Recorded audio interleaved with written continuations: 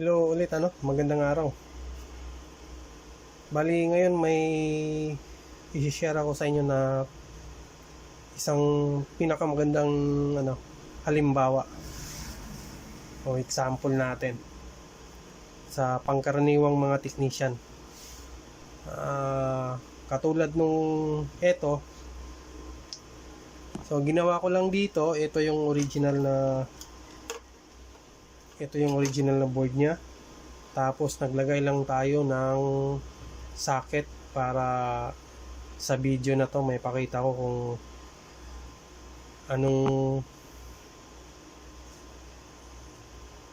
gaano kahalaga yung same number na pyesa ang ipapalit nyo instead na mag-iba kayo ng pyesa. Kasi yan yung pangkaraniwang ginagawa ng mga technician. Kung anong available lang na pyesa meron, salpak lang ng salpak. No, hindi nila alam kung anong kalalabasan ng welding o anong kalalabasan ng ginagawa nyo.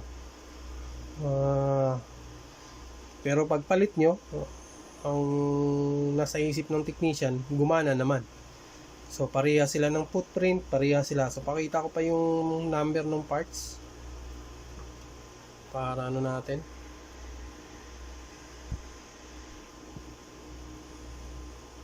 So kung nakikita nyo, yung parts na ginamit natin is original to is UC 3843B. So yan. Tapos punta tayo dun sa oscilloscope.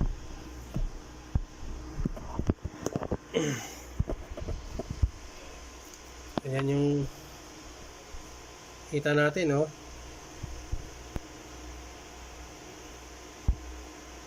UC 3843B. Nakikita nyo. So ngayon lipat tayo dun sa scope. Patayin natin yung ilaw. Yan. Tapos on ko yung power supply natin. Yan. So yung frequency ng 3843, ito yun. So pupush ko lang Tapos yung reference voltage niya is 8 volts. Tandaan nyo yung frequency 14.71 kHz. So yan yung frequency niya ng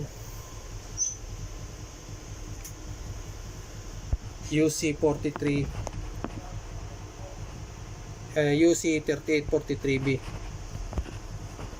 Kasi ito lang naman yung karaniwang ginagawa ng mga technician. Wala pa nang ilaw. Yan. So bali ngayon magpapalit tayo ng parehas din na footprint.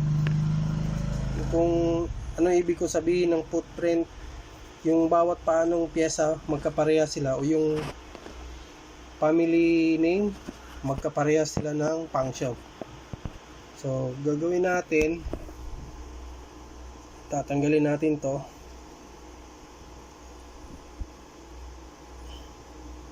Yan, tatanggalin natin yan.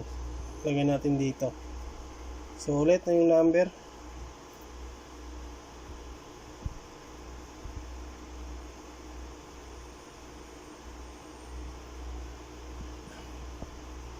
Number. Hindi na makita.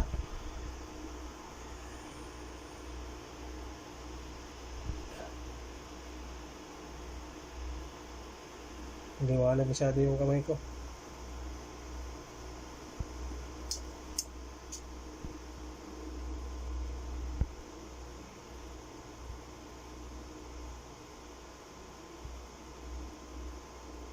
So ayan yung number, UC 3843. Ngayon maglalagay tayo ng number niya is yan,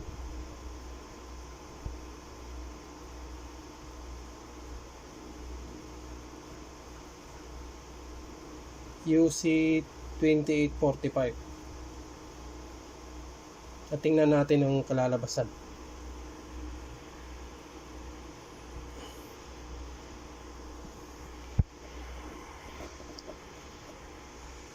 So, bali yan. Tapos, balik tayo dito. Tandaan nyo, ito yung frequency ng UC 3843 ha. So, iraran ko lang ulit. Yan. Tapos ngayon, o-on ulit natin yung power supply natin para mag-power yung board. Tapos ito na yon. Yan. Ito yung frequency ni 2845. So, post natin. Tapos yung reference, tingnan nyo yung reference. Top, yung voltahe medyo okay lang yan. Pero yung frequency, tingnan nyo. 7.353 kHz. Kalahati. Nung 3843. So, ang laki ng diferensya.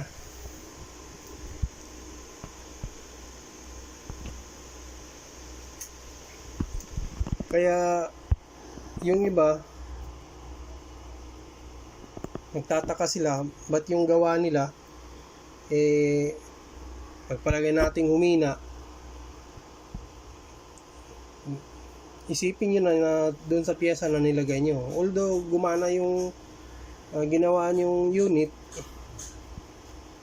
tapos yung frequency nun bumaba ng kalahati. Kumbaga yung power ng pagpalagay nating welding machine ginagawa nyo, yung power ng welding machine 100%, nagiging 50% na lang.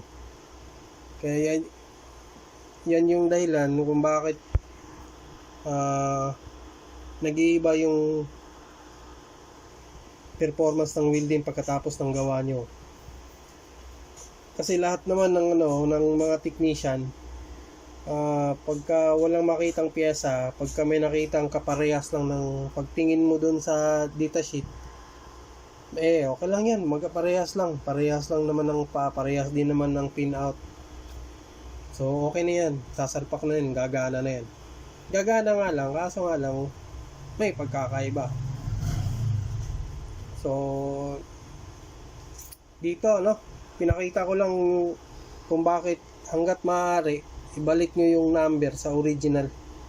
Kasi pag nagpalit kayo ng ibang number, mag-iiba yung frequency sa lahat ng klase ng pyesa, sa lahat ng design ng nasa welding machine, mag-iiba.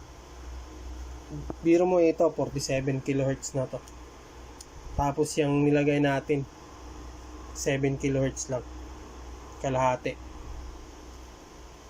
At saka kung hindi nyo alam paano itatama yung ganitong klaseng pyesa pag nagpalit kayo, ganun ang mangyayari sa welding na ginagawa nyo. Hihina. Although gumana, pero humina. No? So, sana sa video na to nakapag-share ako sa inyo ng kaalaman na dapat ang ipapalit nyo lang na pyesa is yung kaparehas lang na number. Huwag kayong magpapalit ng hanggat maaari, huwag kayong magpapalit ng pyesa na magkaiba yung number. Pwede naman siguro makita nyo yung datasheet nun, tingnan nyo yung frequency kung magkaparehas ba, pero pagka hindi, huwag nyo nang ibalik nyo na lang sa original. Tsaka yan yung kadalasan din ng nangyayari pagka kino-convert nyo yung mga power supply. Mag-iiba din yung yung takbo ng welding, kasi magkaiba na ng frequency yun, hindi na sakto dun sa original design. So hanggang dito na lang siguro so hopefully nakapag-share ako sa inyo ng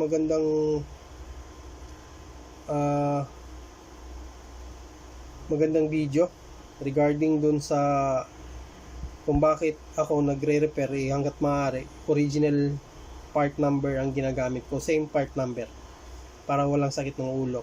So hanggang sa muli, maraming salamat, kita-kita ulit tayo.